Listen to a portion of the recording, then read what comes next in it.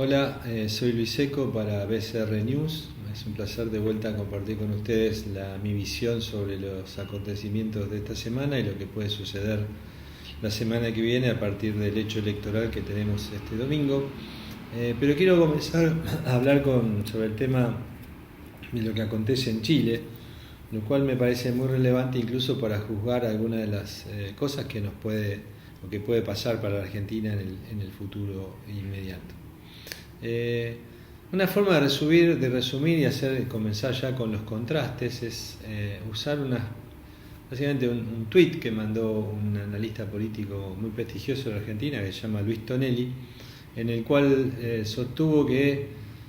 las condiciones para el crecimiento económico son incompatibles con la gobernabilidad, que es el caso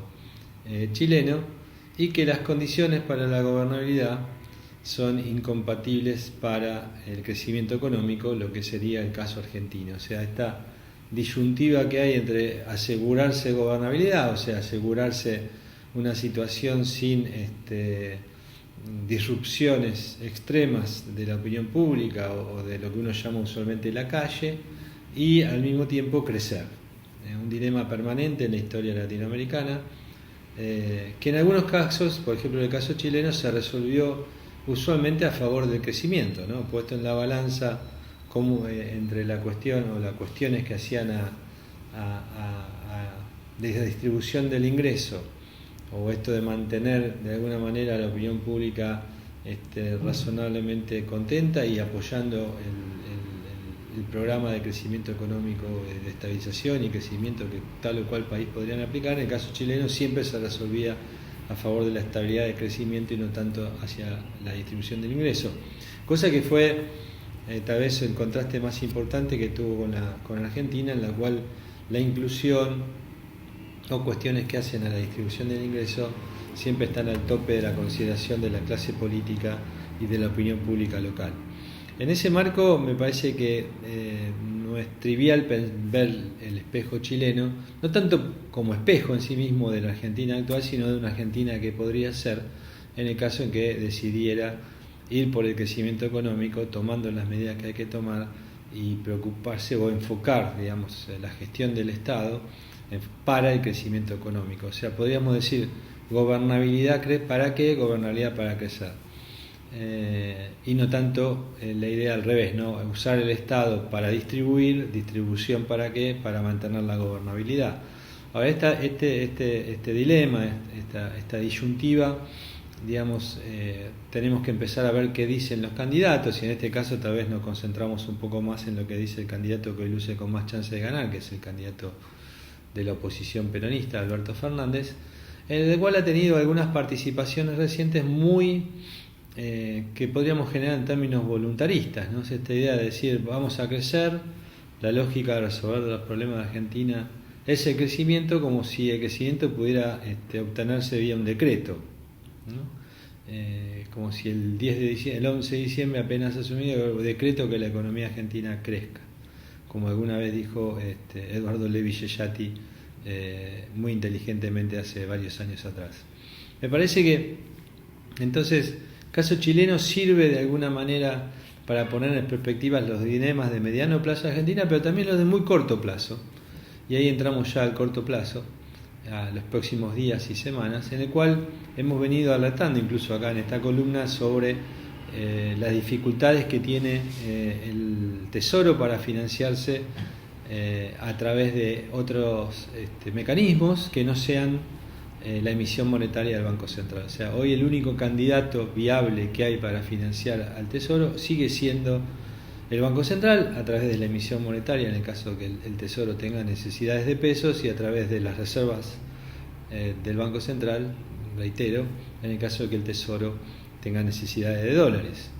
En ese marco, lo que aparece como un hecho inevitable es la abundancia de pesos vis a vis o en paralelo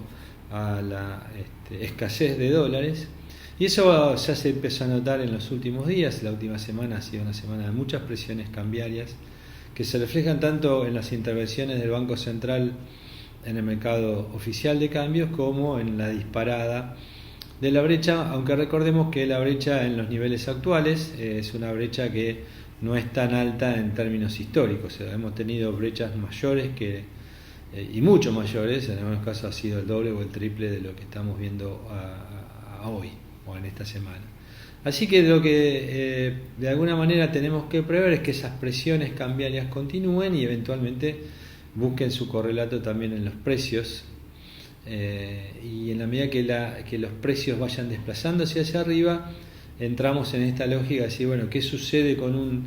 una opinión pública y una población que ha sufrido ya una pérdida de poder adquisitivo real importante en lo que va de este año y durante toda la gestión del último gobierno, en un contexto en el cual hay una expectativa muy grande de que esa pérdida de ingresos reales se revierta rápidamente, pero que va probablemente a sufrirse, va a haber una suerte así de choque de expectativas o de expectativas frustradas, porque como dije antes, hay una amenaza muy fuerte de que la inflación, lejos de desacelerarse inicialmente, se acelere, más allá de cualquier acuerdo de precios y salarios que el próximo gobierno podría tratar de impulsar. En ese marco me parece fundamental volver a pensar en términos de cómo se frena esa inercia inflacionaria, cuáles son los instrumentos de política económica que están disponibles. Y un tema crucial en ese freno a la inercia inflacionaria es qué sucede con la deuda pública, porque en la medida que la deuda pública siga performing, o sea, no se defaultee o no se perfeccione el default, entonces todo lo que venza se paga, eso significa que todos los pesos que hagan falta van a tener que seguir proviniendo del Banco Central y todos los dólares también. Entonces, cuanto más rápido se reacceda a los mercados de deuda, menor es la dependencia del Tesoro del balance del Banco Central, menores son las presiones inflacionarias o la escasez de dólares y la abundancia de pesos, y en consecuencia este círculo vicioso que afecta a la opinión pública no solo a través de la incertidumbre que produce esta nominalidad creciente, sino también hasta la pérdida de poder adquisitivo. Y ahí surge una palabra importante o viene a la mente una palabra que condiciona mucho la actual situación, digamos, de lo que es la política y de lo que es la opinión pública, incluso el proceso electoral, que es la palabra hambre. La palabra hambre tiene una entidad y una fuerza muy grande,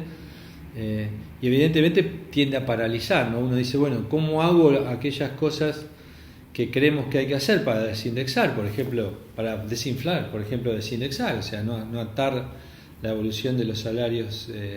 a la inflación? Eso podría significar una pérdida de poder adquisitivo rápida del poder adquisitivo del salario, ¿no? Bastante rápida, y entonces uno dice, bueno, pero eso no lo puedo hacer en un contexto de tanta fragilidad social. Tampoco podría desenganchar de la inflación la ayuda social, los salarios públicos y las jubilaciones. Entonces volvemos a caer en esta suerte de incertidumbre muy grande de cómo se aborda una desinflación en un contexto donde las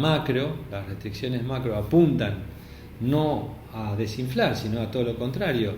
producto de la inevitabilidad de lo que es la emisión monetaria y el uso de reservas, y al mismo tiempo esta necesidad de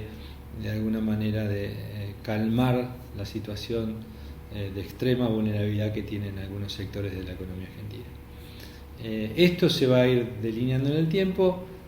Para terminar, tal vez lo que hoy surja como el factor más importante de incertidumbre en el cortísimo plazo es que a todas luces, por lo menos por el momento, parecía ser que estamos frente a una transición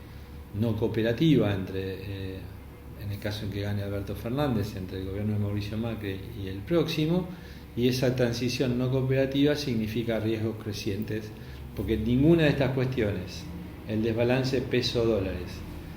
la cuestión de la deuda externa, de la deuda pública, interna y externa, y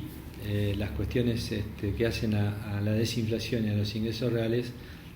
se podrían resolver aceitadamente antes de la asunción. No parece posible que se puedan resolver aceitadamente antes de la asunción del próximo gobierno. Bueno, muchas gracias y hasta la próxima.